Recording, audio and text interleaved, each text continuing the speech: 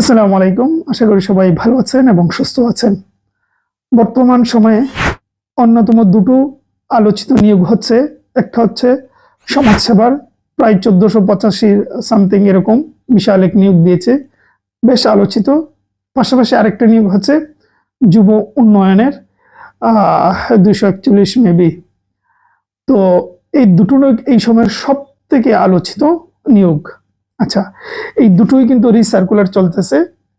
প্রচুর মানুষ আবেদন করেছেন, হয়তো এই মাসের ২৩ তারিখ পর্যন্ত চলবে। যারা আবেদন করেন নাই করে নেবেন।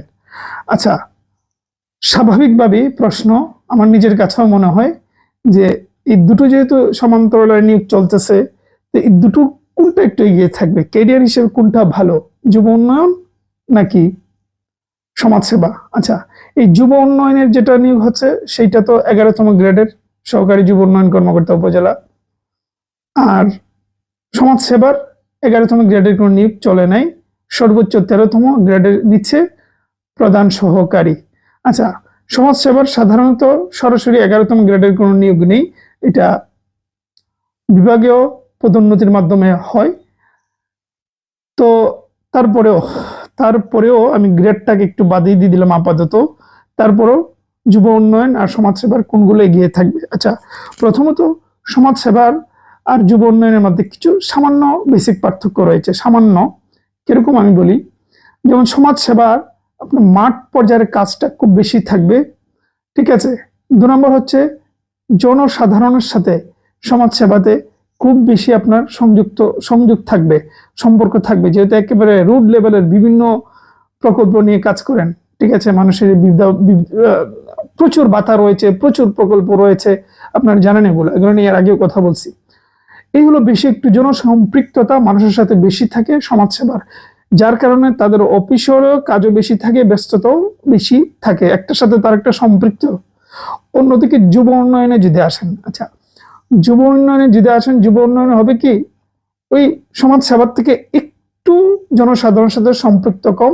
যুব উন্নয়ন প্রাধান্য পায়, বেশিরভাগ প্রাধান্য পায় প্রশিক্ষণ, তারপর উদ্যোক্তা তৈরি করা, নতুন নতুন কর্মক্ষেত্র তৈরি করা, মানে এই বিষয়গুলো তো সব একেবারে জনসাধারণের জন্য নয়, মানে একেবারে সমাজসেবার তুলনায় একেবারে জনসাধারণের জন্য নয়। এটা নির্দিষ্ট কিছু মানুষ আছে, কিছু যুব সমাজ আছে যাদেরকে চারতেলের ভিতরে প্রশিক্ষণ দেওয়া হয়, যাদেরকে উদ্যোক্তা হিসেবে তৈরি করা হয়, বিভিন্ন প্রকল্প তৈরি করা হয়, যেটা সমাজসেবার সাথে তুলনা করলে কিছুটা মানুষের সাথে সম্পৃক্ত কম, একদম রোড লেভেলের তারা যায় না, ঠিক আছে।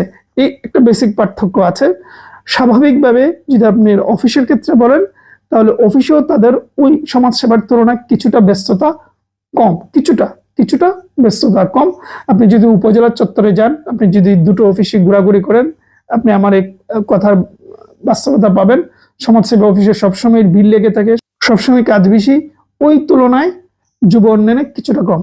আপনি আবার ওইটাকে ফেলে দিলেন না যে যুব উন্নয়ন হয়তো তাহলে কি না, যুব উন্নয়নও অনেক অনেক বেটার জব, কিন্তু ওই দুটাই তুলনা করলে আমার মনে হয়, আমার পার্সোনাল অভিমত, কিছুটা এগিয়ে থাকবে সমাজ সেবা।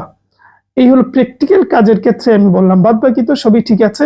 আবার এই মুহূর্তে যেহেতু সমাজসেবা আর যুব উন্নয়নে গ্রেডের পার্থক্য রয়েছে, সেম গ্রেডের নিচ্ছে না, সুতরাং গ্রেড হিসেবে করলে তো সেটা আলাদা বিষয়, কিন্তু কর্মক্ষেত্র আর কাজের পরিবেশ সবকিছু মিলিয়ে কিছুটা সমাজসেবা কিছুটা এগিয়ে থাকবে, ঠিক আছে। আর আপনি যেহেতু যুব উন্নয়ন ১১তম করছেন, সেহেতু ওগুলো চিন্তা না করলে হবে। তবে আমার এই কথাগুলো প্র্যাকটিক্যালে অবশ্যই আপনারা পাবেন যে আসলেই তো কাজ বেশি, আসলেই মানুষের সাথে যোগাযোগটা সমাজসেবার একটু বেশি হয়, কারণ তাদের যে প্রকল্পগুলো, তাদের যে কাজগুলো সবগুলো জনমানুষের বান্ধব কাজগুলো, ঠিক আছে, যেগুলো প্রতিনিয়ত মানুষের প্রয়োজন হয়। এগুলো কিছু বিষয় আর কি, প্রচুর মানুষ এটা জিজ্ঞেস করতেছিলেন কোনটা এগিয়ে রাখবেন। গ্রেডের পার্থক্য আছে, বাদ বাকি কাজের বিষয় যেটা বললাম ওইটাই, ঠিক আছে। আর সব কথার এক কথা, আপনি বেকার, একটা হলে চোখ বন্ধ করে আলহামদুলিল্লাহ, কোনো কথা নেই। ভালো থাকবেন, সুস্থ থাকবেন।